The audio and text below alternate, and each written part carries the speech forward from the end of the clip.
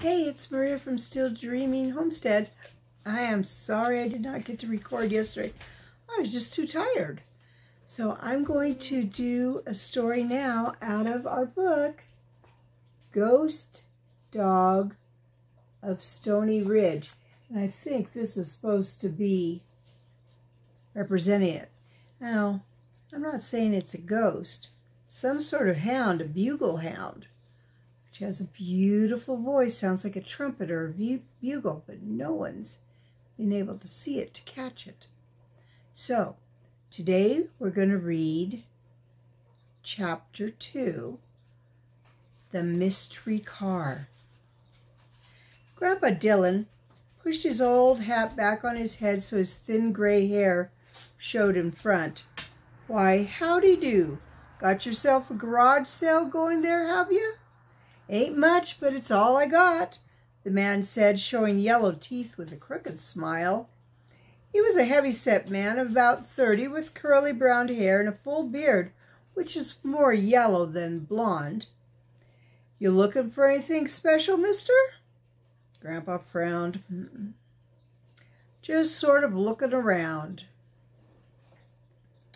Go right ahead.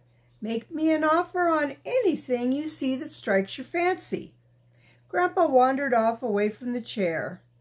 DJ walked over to the old door that had laid across two sawhorses to make a display table. He waited until Alfred was beside him. Then DJ whispered, "Recognize that voice?" "Sure do.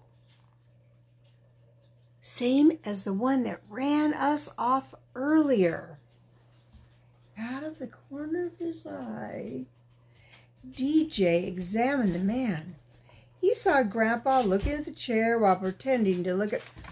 My dog's about to knock it over. Ruby, stop. I had to put my dog out. She was bumping into my stand. Out of the corner of his eye, DJ examined the man. He saw Grandpa was looking at the chair while pretending to look at some old books and magazines. In a couple minutes, Grandpa raised his voice. "Well, boys, reckon I've seen all I need. You ready to go?" They nodded and walked toward him. The heavy-set man with the yellow teeth holstered himself, pushed up to his feet. "Don't like to see a man going off without buying something," he said. "Sure must be something you folks would like." Grandpa had started to turn back towards the pickup. He picked up his cane by the little end and balanced the heavy knob across his shoulder. Oops. "Something I've always been curious about," he said slowly.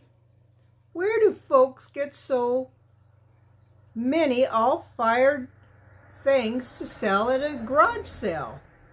All out of your own house?" "Well, now to tell you the truth, this here stuff ain't all rightly mine." "Oh?" Grandpa asked thoughtfully. "Most of this is mine, but I bought some of these pieces from a kid who came by when I was setting up." "Where did he get it from?" Grandpa asked gently. DJ saw the heavy-set man's eyes narrow. "Thinking of a particular piece, mister?" Grandpa tapped the old red chair gently with his Irish shillelagh. "That there cane-bottom chair," he said slowly, "was in my house, up the side of the mountain just before that forest fire went through and burnt the house down. Now, hold on there a minute.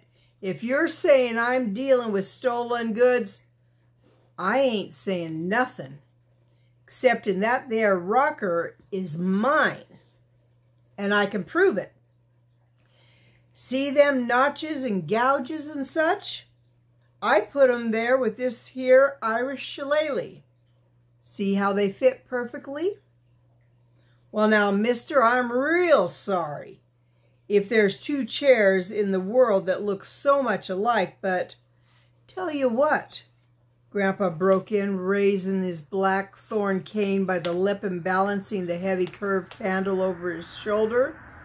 "See now, somebody's looted my place before it burned, and that's against the law hereabouts. I'll just give you 50 cents American cash coins and take that chair off your hands right now." 50 cents? Why, that old rocker's worth otherwise, Grandpa said evenly.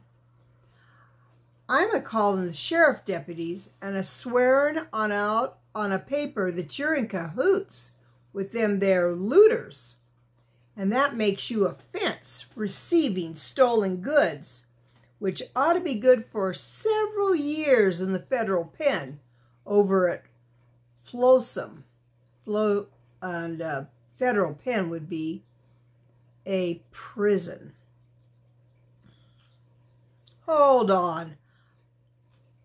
I told you what happened, but I'm a reasonable man. Give me $2 and we'll forget the whole thing." 50 cents, Grandpa said quietly, lowering the heavy end of the cane gently on the man's forearm. "And that's my final offer." "Well, seeing as you got 2 fine boys with you and I'm a reasonable man, sold." When the old rocker was turned upside down and placed in the pickup, the boys slid into the front seat. Alfred sat in the middle besides Grandpa, and DJ took the passenger side. Grandpa drove off whistling happily. "Whee!" he yelled, pounding the steering wheel with an age-spotted thin old hand. "I done got my chair back." "Grandpa," DJ said, looking in the rearview mirror of the passenger side of the pickup, "would you have called the deputies? Stealing a chair isn't a federal crime." "Just bluffing a mite, DJ. But that man had some guilt feeling, or he wouldn't have given up so easily." DJ was still looking into the side mirror. "You know, Grandpa, there's something else funny about that man back there." "How so?" DJ saw the heavy-set man look after them for a long moment. Then the man suddenly ran towards the street. The boy lost sight of the man as Grandpa rounded a curve. "I mean," DJ said, "Alfred and I had a kind of unusual thing happen today when we were on our way to Sudden Lake." DJ explained about the barbed wire and the man's voice. Alfred added some details. And then DJ concluded, "But we're positive it's the same voice. The man who yelled at us and the man at the garage sale. Only we can't figure out why he ran us off." "One way to find out," Grandpa said, easing the pickup off the county paved road and onto the graveled and deeply rutted private road that led back to Boot Maloney's place. "I'll go with you sometime soon, and we'll see if he tries to run the 3 of us off. Do it just as soon as we see if Boot Maloney has any hounds to swap." Boot Maloney's place was a ramshackled, run-down frame house he'd built himself. The yard was full of dry weeds and old junk, mostly from logging operations. He was a bachelor who wore overalls and beat-up cowboy boots with run-down heels. He took a pinch of snuff, that's chewing tobacco, from a small round box and put the tobacco between his front lip and his teeth, right here. That's where they put it. Very bad habit. Then he squatted on his heels in the shade of the falling down barn that once had been red. The boys did the same, but Grandpa remained standing, leaning both hands on his cane. "Hound, you say?" Boot Maloney mused, working his tongue against his cheek. He had the most innocent-looking brown eyes DJ had ever seen outside of a Sunday school. "Well, now, I'm right sorry not to accommodate you, but I ain't had me no hound since your father, DJ's father, done traded his pack to me back a spell.